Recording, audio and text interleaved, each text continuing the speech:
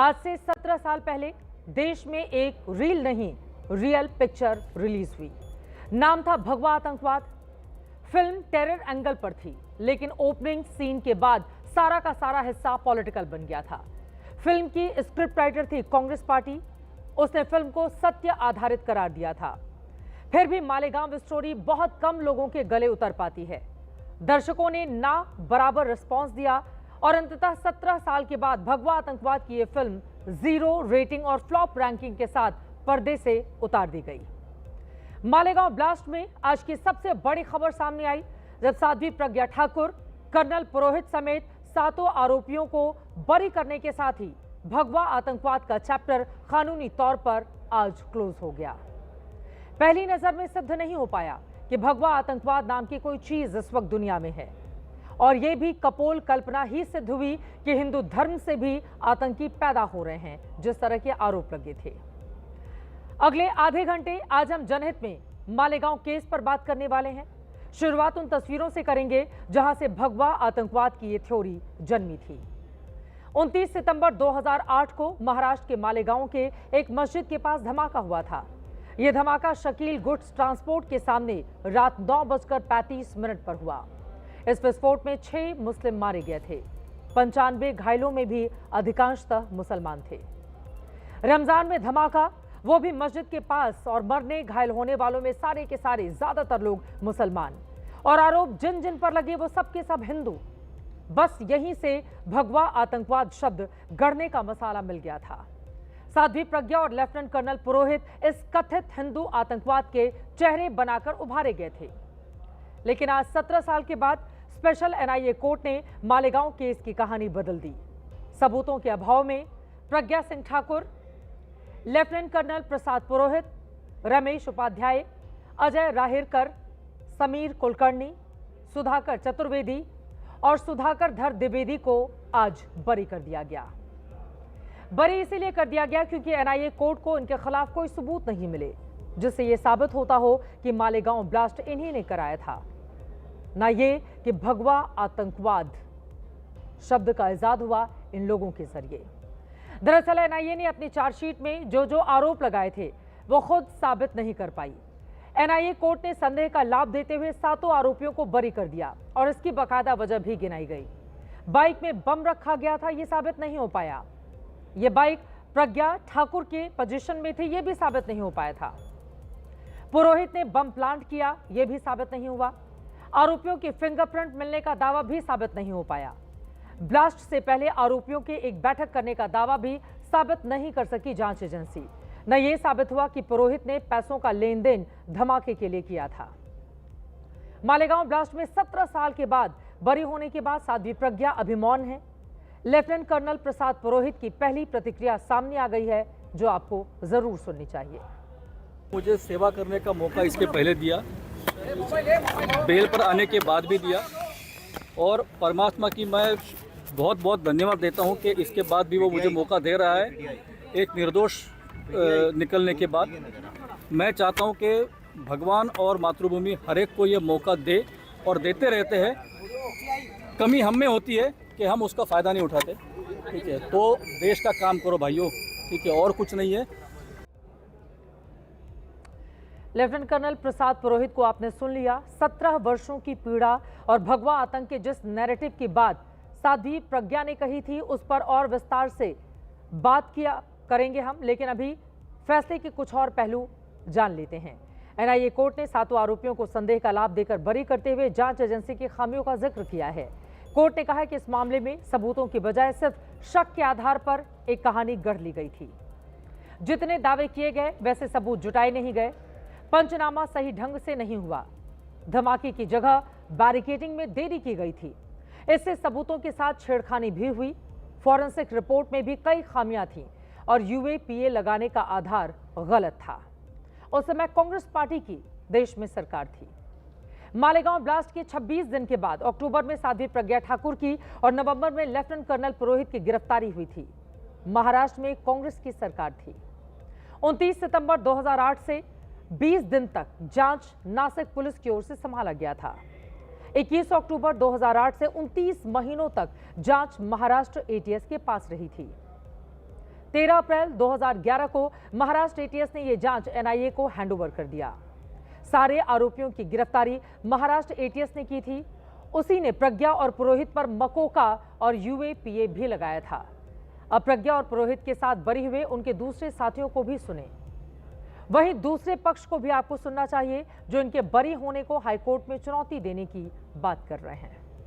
Police case फर्जी है, 70 साल लोग लड़ रहे हैं, पूरा फेक केस है। एनआईए विरुद्ध एटीएस है, हमारे विरुद्ध कुछ है ही नहीं। एटीएस तो बहुत कुछ कहा है, लेकिन पूरा एनआईए ने पलट दिया है। हमारे केस में कोर्ट में एनआईए विरुद्ध एटीएस ऐसा केस है, हमारे विरुद्ध कुछ भी नहीं है। कोर्ट का फैसला सुनते ही दिल तो बहुत दुखा। दिल दुख कर ये हुआ कि हमें जो है तो जो भी उन्होंने बेनिफिट ऑफ डाउट दिया है, इस बेनिफिट ऑफ डाउट को लेकर हम कोर्ट को हाई कोर्ट जाने वाले। उन्हें जो है मुकम्मल एक्यूट नहीं किया गया है, उन्हें सिर्फ बेनिफिट ऑफ डाउट पर जो है उन्हें रिहा किया गया है। उसी बेनिफिट ऑफ डाउट को लेकर हम हाईकोर्ट जाने वाले। मालेगांव ब्लास्ट केस में कोर्ट के फैसले के बाद देश में कई जगह आज जश्न मना। मालेगांव में पटाखे फोड़े गए। वहीं अयोध्या में इस खुशी में मिठाई बांटी गई कि भगवा के साथ आतंकवाद जोड़कर हिंदुओं को बदनाम करने की साजिश एक्सपोज हो गई है। लेकिन सियासत में एक तबका है जिसे इन सातों का बरी होना पसंद नहीं आया, बल्कि इनके बरी होने में सरकार की चाल दिखाई दी। सियासत के नए नए एंगल समझाने से पहले आपको परसों राज्यसभा में गृह मंत्री अमित शाह का एक बयान सुनाते हैं, जिसमें उन्होंने पूरे दावे से कहा था कि हिंदू आतंकी हो ही नहीं सकता। अफजल गुरी की फांसी जब तक वो गृह मंत्री नहीं गए नहीं हुई। बंबई का हमला, बंबई के हमले के बाद आज ये दिग्विजय सिंह चले गए हैं। उन्होंने कहा है तो आरएसएस ने कराया। मान्यवर ये क्या बोल रहे हैं, किसके लिए बोल रहे हैं, किसको बचा रहे हैं, क्या कहना चाहते हैं? और हिंदू टेरर का सगुफा किसने छोड़ा? मैं आज दुनिया के सामने, देश की जनता के सामने गर्व से कहता हूं कि हिंदू कभी टेररिस्ट नहीं हो सकता। हम कभी टेररिस्ट नहीं हो सकते। क्या कहना चाहते हैं? फर्जी टाइप के केस बनाए, एक भी केस अदालत में नहीं टिका।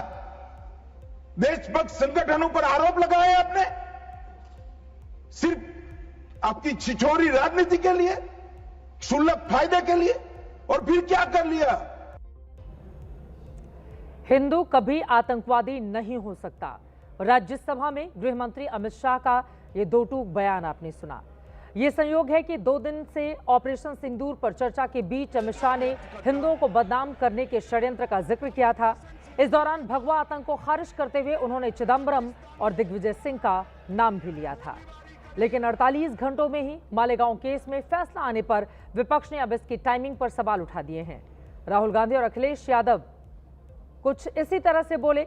वहीं असदुद्दीन ओवैसी ने खुलकर पूछ लिया क्या सरकार इस फैसले को भी सुप्रीम कोर्ट में चैलेंज करने जा रही है।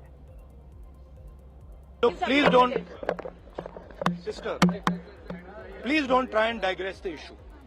जो बात आप समझ रहे हो वही मैं समझ रहा हूँ। जो आप कहना नहीं चाहते वो मैं नहीं कह रहा। लेकिन कहीं ऐसा तो नहीं खबरें दबाने के लिए खबरें आ रही हों। अब ये मिलिट्री ग्रेड आरडीएक्स इस्तेमाल हुआ तो फिर ये कहाँ से आया? क्या मोदी सरकार, क्या महाराष्ट्र की सरकार सुप्रीम कोर्ट जाकर इस जजमेंट पर स्टे लगाएगी, नहीं लगाएगी? राजनीतिक प्रतिक्रियाएं आपने सुन ली हैं। मालेगांव ब्लास्ट में 7 आरोपी बरी हो गए। दोषी ना होते हुए भी उन्हें 17 साल तक सजा झेलनी पड़ी। 17 साल लांछन भी झेले और ये दिन भी बंदिशों में काटे गए। लेकिन यहां सवाल है कि फिर मालेगांव में 6 लोगों की जान किसने ली थी? क्या उनके दोषी कभी पकड़े जाएंगे भी या नहीं? क्या 6 लोगों को कभी न्याय मिल पाएगा? मालेगांव ब्लास्ट में 70 साल के हारून मोहम्मद शाह और 42 साल के शेख रफीक के साथ 24 साल के मुश्ताक शेख, 20 साल के इरफान जियाउल्लाह खान, 19 साल के सैयद अजहर और 10 साल की फरहीन की भी जान चली गई थी। ये वो 6 लोग हैं जिन्होंने ब्लास्ट में अपनी जानें गंवाई। कोई किसी का पिता था, कोई पूरे घर की गाड़ी खींचने वाला शख्स। इनकी जान चली गई, लेकिन इनका कातिल कौन है, इसके बारे में किसी के पास कोई जवाब नहीं। रश्मि रथी में कृष्ण का एक संवाद है, दो न्याय अगर तो आधा दो, पर उसमें भी यदि बाधा हो। लेकिन यहां विडंबना इस बात की है कि जांच एजेंसियों के नाकारापन और सबूतों के अभाव में लोगों को पूरा या आधा न्याय तो दूर, इंसाफ का एक खतरा तक नहीं मिला है। और देश में इसी महीने 10 दिन में ऐसा दूसरी बार हो गया। 21 जुलाई को ही 2006 के मुंबई लोकल सीरियल ब्लास्ट में बॉम्बे हाईकोर्ट का फैसला आया था। ब्लास्ट में 187 मौतें हुई थीं, लेकिन सबूतों के अभाव में 12 आरोपियों को बरी कर दिया गया। और अब 2008 के मालेगांव ब्लास्ट में भी यही फैसला है। 6 लोगों की जान चली गई, 95 लोग घायल हुए थे, लेकिन 17 साल बाद भी सभी जितने आरोपी थे 7 उनको बरी कर दिया गया क्योंकि सबूत नहीं मिला। आज ये बात कोर्ट के सामने आई। और यह आतंकी घटनाओं में जांच एजेंसियों का हाल है कि बरसों बरस उनकी जांच जारी रहती है, लेकिन नतीजा यह होता है कि एक भी सबूत नहीं मिल पाता। और जनहित में अब बात उस थ्योरी की करेंगे जो मालेगांव धमाके में अदालती आदेश के बाद एक बार फिर से सुर्खियों में है। उस थ्योरी का नाम है भगवा या हिंदू आतंकवाद, जिसे यूपीए सरकार के दौरान इजाद किया गया था। इस थ्योरी को जन्म देने, गढ़ने और आगे बढ़ाने के लिए कुछ घटनाओं को जरिया बनाया गया और फिर कुछ किरदारों ने तथ्यों की जगह अपनी राय को ही प्रमाण बनाकर इसे साबित करने की भरपूर कोशिश की। लेकिन आज मालेगांव केस में कोर्ट के फैसले ने एक बार फिर यह प्रमाणित कर दिया कि भगवा या हिंदू आतंकवाद की थ्योरी 100% झूठी है। अब सवाल यह है कि क्या हिंदू आतंकवाद के मिथक को एक खास वोट बैंक के लिए पेश किया गया था? वो लोग कौन थे जिन्होंने सर्वे भवन्तु सुखिनः और वसुधैव कुटुंबकम जैसे मंत्र को जीने वाले हिंदू धर्म को बदनाम करने की कोशिश की? उनके बारे में आपको विस्तार से बताने वाले हैं, लेकिन पहले आप घटनाओं की तस्वीरें देखिए जिनके जरिए हिंदू आतंकवाद की झूठी थ्योरी को सच में बदलने की कोशिश की गई। इसमें पहली घटना थी 18 मई 2007 का मक्का मस्जिद धमाका, जिसमें 9 लोग मारे गए थे, 58 घायल हुए थे। शुरुआत में इस धमाके का शक जिहादी संगठन हरकत उल जमात इस्लामी यानी हुजी पर था, लेकिन 2010 में अभिनव भारत संगठन से जुड़े स्वामी असीमानंद और प्रज्ञा सिंह ठाकुर समेत कई लोगों पर आरोप लगा दिए गए थे, लेकिन कोई सबूत था नहीं। ऐसे में कोर्ट ने सभी को बरी कर दिया। इसके बाद 11 अक्टूबर 2007 को अजमेर में धमाका हुआ, 3 लोग मारे गए, 17 घायल हुए। इस केस में भी स्वामी असीमानंद समेत कुछ लोगों को आरोपी बनाया गया, लेकिन 8 मार्च 2017 को स्पेशल एनआईए कोर्ट ने सारे आरोपियों को बरी कर दिया।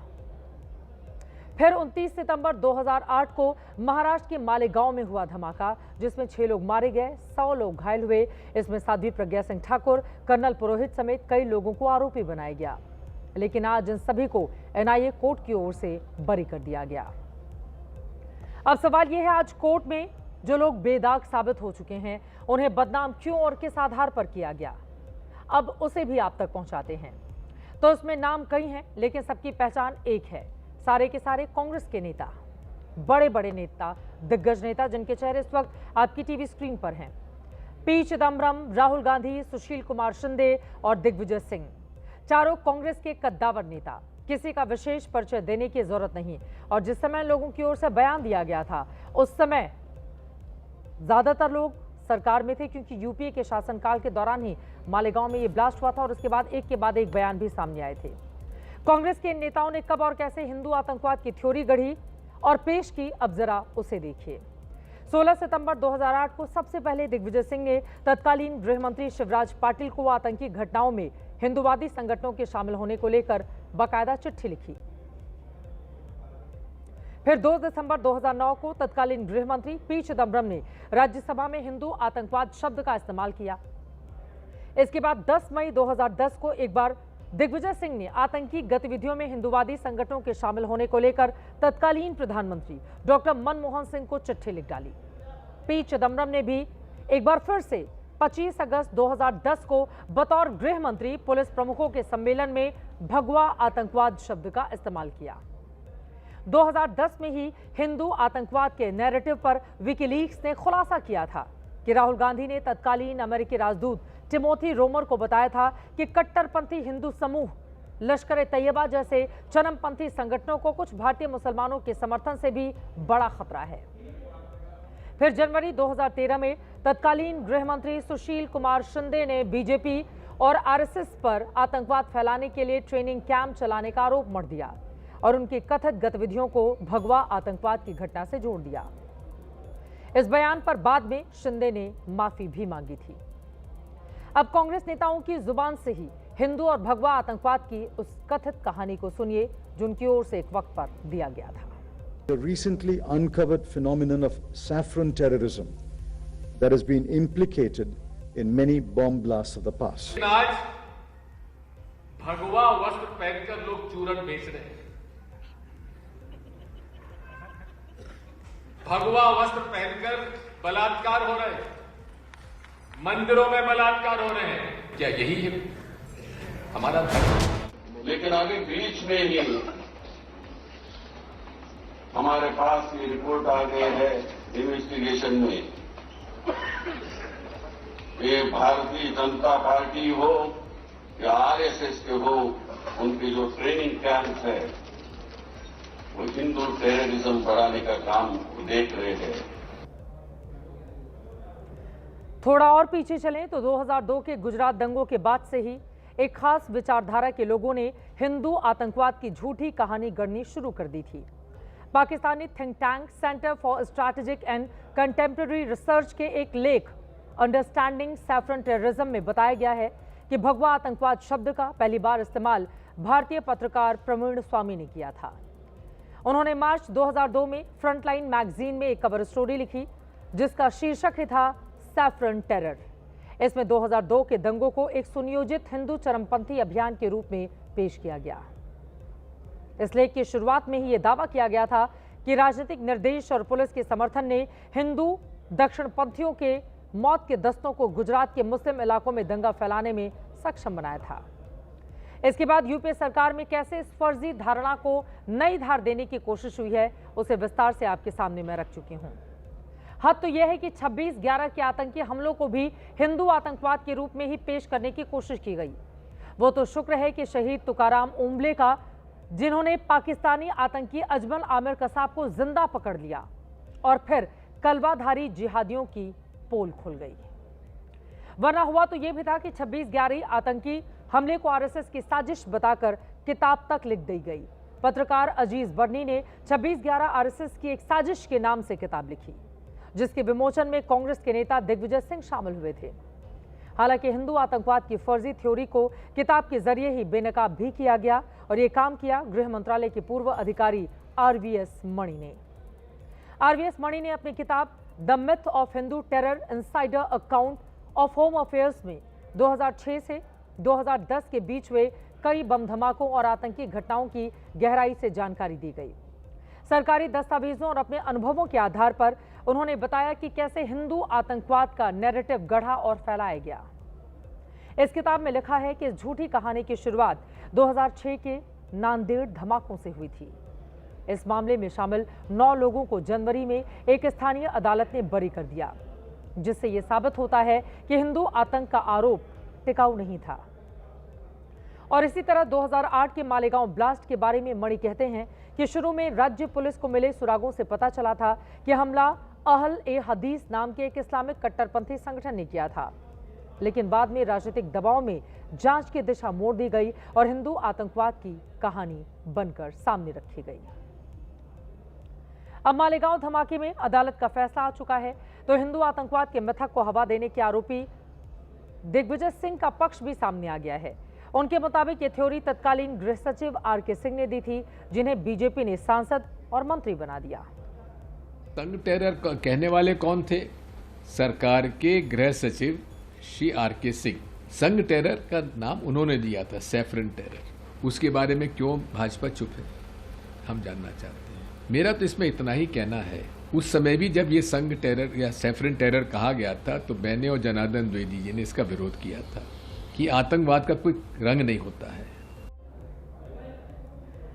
हालांकि अब दिग्विजय सिंह या कांग्रेस के नेता लाख सफाई दें, मालेगांव केस में कोर्ट के फैसले से बीजेपी, संघ परिवार और धर्मगुरु सब एक सुर में हिंदू आतंकवाद की थ्योरी देने वालों पर हमलावर हैं।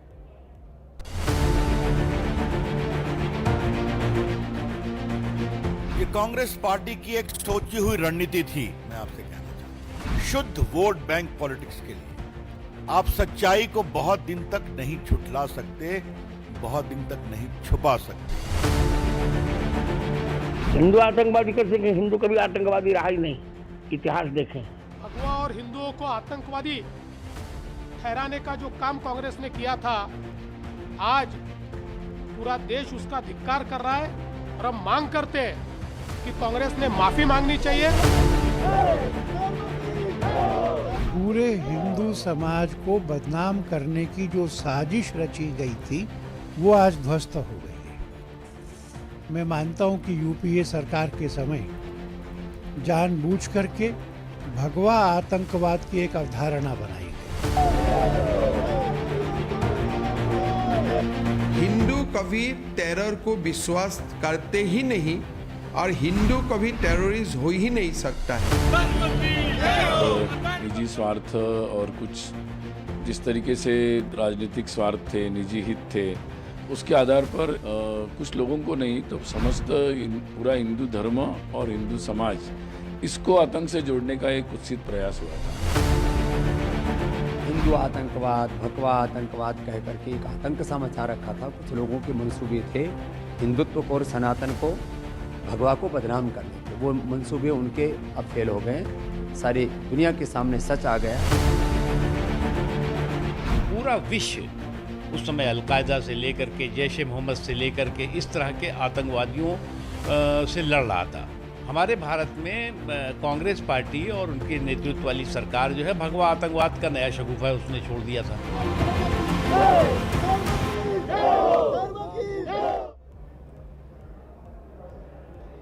मालेगांव धमाके पर अदालत के फैसले के साथ ही हिंदू या फिर भगवा आतंकवाद की थ्योरी एक बार फिर से गलत साबित हुई है। इस नैरेटिव का सबसे बड़ा चेहरा जिन्हें बनाया गया वो है प्रज्ञा सिंह ठाकुर। आतंकवाद के आरोपों के साथ जेल में जुल्म झेलने वाली साध्वी प्रज्ञा के लिए आज के फैसले की अहमियत क्या है, इस रिपोर्ट में देखिए। भगवाधारी साध्वी प्रज्ञा सिंह ठाकुर ने क्या क्या नहीं झेला।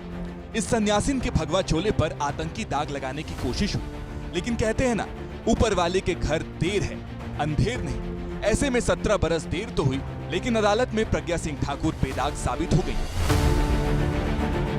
एनआईए कोर्ट ने मालेगांव धमाके के 7 आरोपियों को बरी कर दिया है। यकीनन इस फैसले से सबसे ज्यादा सुकून की सांस साध्वी प्रज्ञा सिंह ठाकुर ने ही ली होगी, जिन्होंने जांच के दौरान बेइंतहा दर्द सहे। जुल्म की वो कहानियां आपको बताएं, उससे पहले अदालत के फैसले पर बीजेपी की दिग्गज नेता उमा भारती को सुनिए। हमें शुरू से पता था कि ये सब बेकसूर हैं, ये कहानी गढ़ी गई है। जिनको कसूरवार बताया गया वो कसूरवार थे नहीं। हिंदू आतंकवाद, भगवा आतंकवाद जैसे शब्दों की रचना की गई। मुसलमानों में हिंदुओं का खौफ पैदा करने के लिए ये सारी रचना की गई। वोट बैंक को बनाने के लिए कांग्रेस के द्वारा ये रचना की गई, और वो रचना पूरी की पूरी जिन आधारों पर की गई वो आधार थे ही नहीं। इसलिए आज माननीय कोर्ट ने उस सबको ध्वस्त कर दिया। प्रज्ञा ठाकुर को जमानत 2 अप्रैल 2017 में ही मिल गई। 2019 में वो भोपाल से सांसद भी चुनी गई।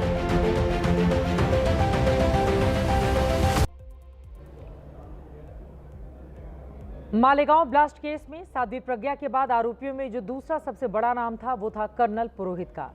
9 साल जेल में रहने के बाद कर्नल को साल 2017 में जमानत मिली थी। पुरोहित पर आरोप लगा था कि उन्होंने हमले के लिए ट्रेनिंग दी, आरडीएक्स का इंतजाम किया, फंडिंग भी की, लेकिन कोर्ट ने आरोपों को सही नहीं माना और आज देखिए इतने सालों के बाद वो बरी हुए हैं। आगे कहानी कर्नल की।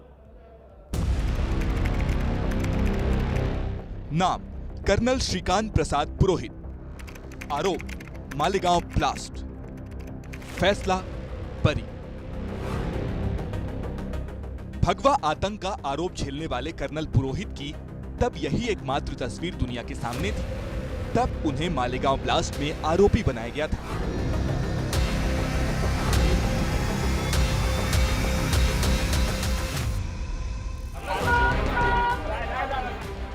सत्रह साल बाद अदालत ने कर्नल पुरोहित को उस आतंक के दाग से आजाद किया है, जिसने उन्हें कथित भगवा आतंक का चेहरा बनाकर पेश किया था। कोर्ट का फैसला आने के बाद पुणे में कर्नल के घर के बाहर पटाखे फोड़े गए, जश्न मनाया गया।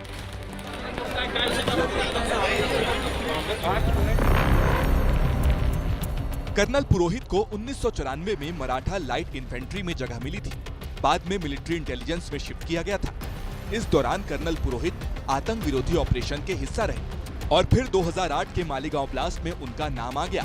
इस केस में उन्हें आरोपी नंबर 9 बनाया गया।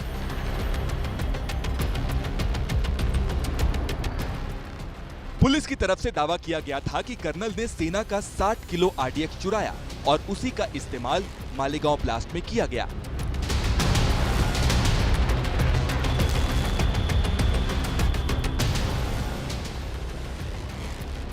लेकिन कोर्ट में पुलिस का किया गया ये शुरुआती दावा फेल साबित हुआ।